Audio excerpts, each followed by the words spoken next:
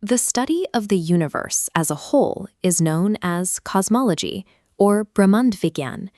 When we zoom in to study the specific celestial bodies within it, we are practicing astronomy, or Khagolvigyan.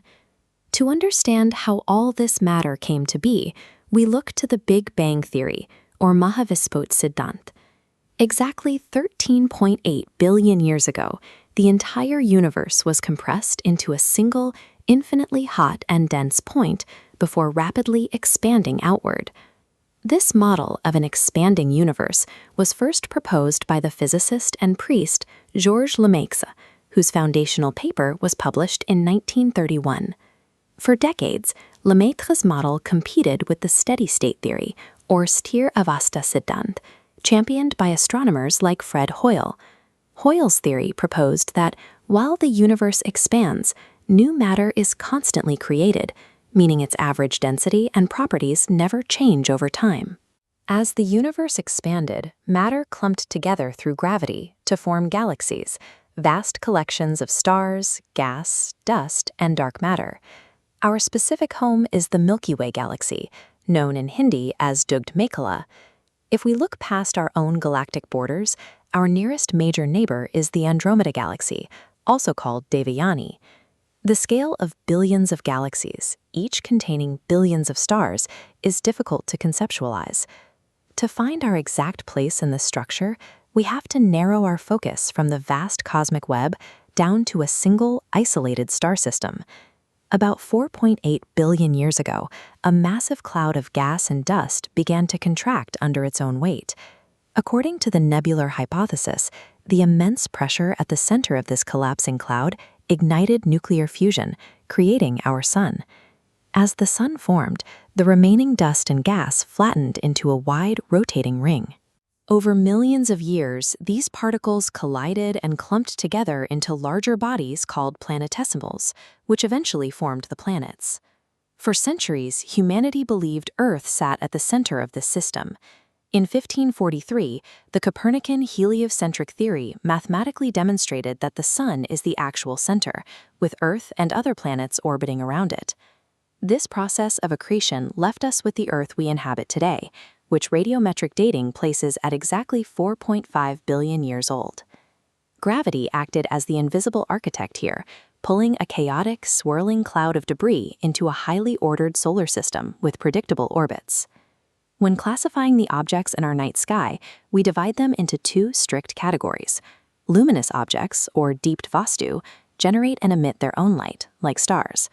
Non-luminous objects, or adeept vastu, like planets, moons, and asteroids, do not produce light and only reflect it. Among these non-luminous bodies are comets, or Dhumaketu. These are massive icy bodies made of frozen gases, rock, and dust. As they near the sun, they heat up and release a glowing tail. Halley's Comet, for example, follows a strict 76-year orbit and will next be visible from Earth in 2061. Closer to the sun, we find rocky and metallic bodies called asteroids, or Kshutragra. When these bodies break apart or shed smaller fragments of dust and rock in space, those smaller pieces are classified as meteoroids, or Ulkapind. This three-step animated timeline shows how a space rock's classification changes. While floating in space, it remains a meteoroid. But the moment it hits Earth's mesosphere and burns up into a fiery streak of light, it becomes a meteor. If it survives the atmosphere and strikes solid ground, it becomes a meteorite. The chemical composition of the rock hasn't necessarily changed. The scientific terminology relies entirely on the object's current location relative to Earth's atmosphere. Beyond our solar system, humans have historically mapped the night sky by grouping stars into constellations, or taramandal. In the northern sky, we find Ursa Major, known in India as Saptarishi, or the Great Bear, alongside the distinct W shape of Cassiopeia. During winter in the northern hemisphere, the prominent Orion constellation, or the Hunter, becomes visible. However, the single brightest star in the entire night sky is Sirius, located in the Canis Major constellation. Returning to our local cosmic neighborhood, the sun dominates everything.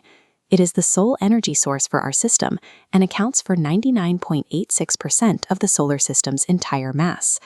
The sun is essentially a massive, ongoing nuclear reaction composed of 73% hydrogen and about 25 to 28% helium. It sits 149.6 million kilometers from Earth, a distance so vast that its light, traveling at 300,000 kilometers per second, takes 8 minutes and 20 seconds to cross the vacuum of space. This cross-section diagram of the sun shows its distinct thermal layers. The inner core burns at a staggering 15.7 million Kelvin.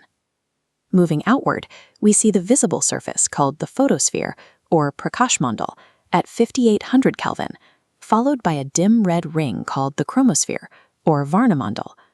The outermost atmospheric layer, the corona, or Suryakirit, actually spikes in heat compared to the surface and is typically only visible during a total solar eclipse.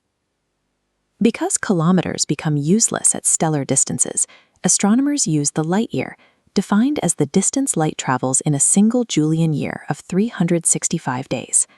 An even larger unit is parsec, which equals 3.26 light years. The sun's extreme heat and gravity dictate the physical reality of everything caught in its orbit.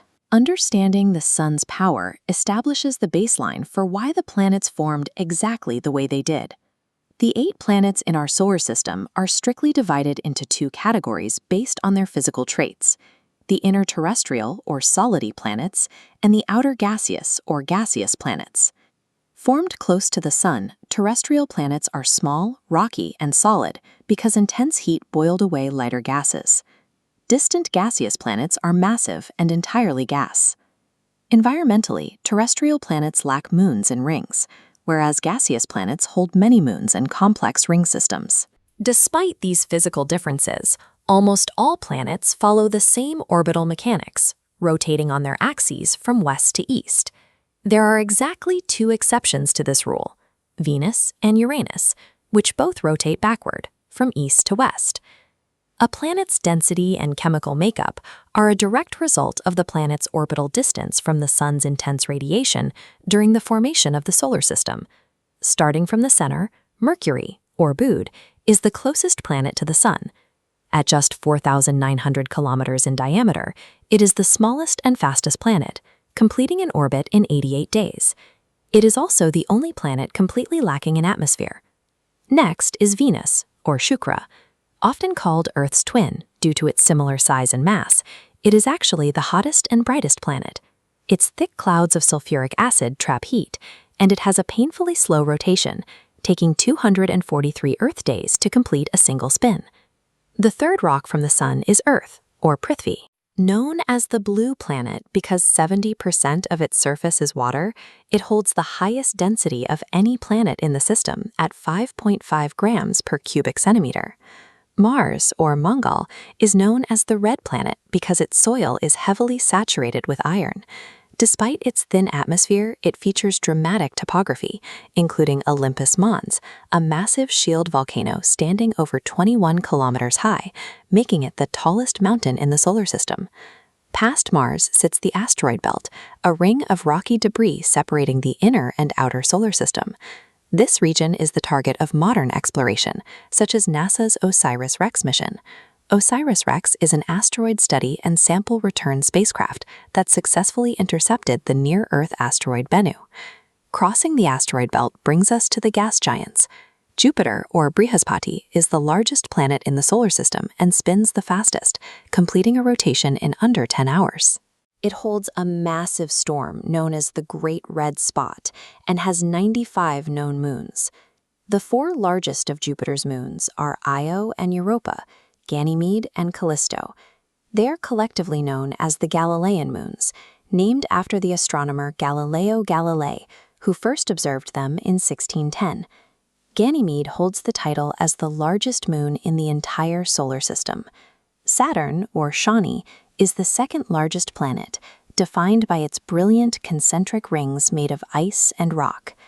Interestingly, Saturn has the lowest density of any planet at 0.69 grams per cubic centimeter. Since water's density is 1 gram per cubic centimeter, Saturn would theoretically float in a large enough pool of water. Uranus, or Arun, appears green due to the high concentration of methane gas in its cold atmosphere. Discovered by William Herschel in 1781, its most unique feature is its extreme axial tilt of 98 degrees, causing it to effectively roll on its side as it orbits the Sun. Finally, Neptune, or Varun, is the farthest planet from the Sun. It experiences the fastest winds in the solar system and takes a grueling 165 years to complete a single orbit. It is the only planet discovered via mathematical prediction by astronomers Johann Galle and Urbain Le Verrier, rather than through empirical observation. Moving from Mercury out to Neptune, the solar system presents a highly ordered structure. The inner rocky worlds give way to the massive, less dense gas and ice giants the further we move from the Sun's gravitational anchor. Earth has only one natural satellite, the Moon. It is a non-luminous body situated roughly 384,000 kilometers away. Its mass is much smaller than Earth's, resulting in a surface gravity that is exactly 1/6 as strong. This overhead diagram of the Earth and Moon shows why we only see about 60% of the lunar surface.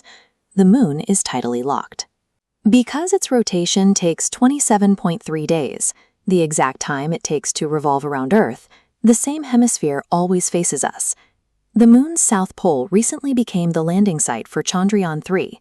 This mission was launched by ISRO, the Indian Space Research Organization. The mission successfully deployed the Vikram lander and the Pragyan rover at a location now officially named the Shiv Shakti Point. Following the lunar landing, ISRO launched Aditya L1, India's first dedicated solar observatory mission. It is positioned at Lagrange Point 1, a specific orbital spot where the gravitational pull of the Sun and Earth balance out, allowing the spacecraft to hover efficiently with minimal fuel. Much closer to home, human presence in space is maintained aboard the International Space Station.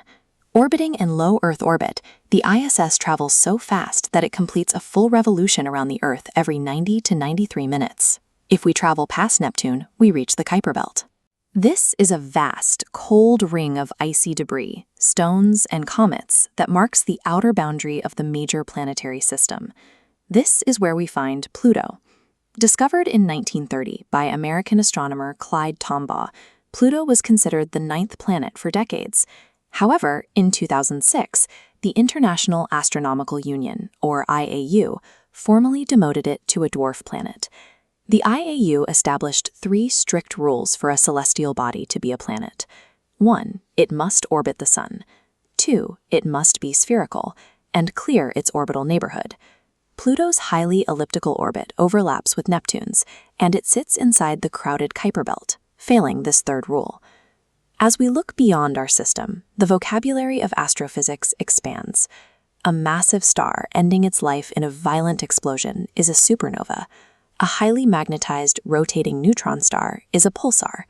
A region where gravity is so intense that not even light can escape is a black hole. And the 2 concentric rings of charged particles trapped by Earth's magnetic field are the Van Allen radiation belts. From the singular density of the Big Bang, through the fiery birth of the Sun, all the way out to the icy remnants of the Kuiper Belt, categorizing these bodies gives us the framework to understand our exact cosmic address.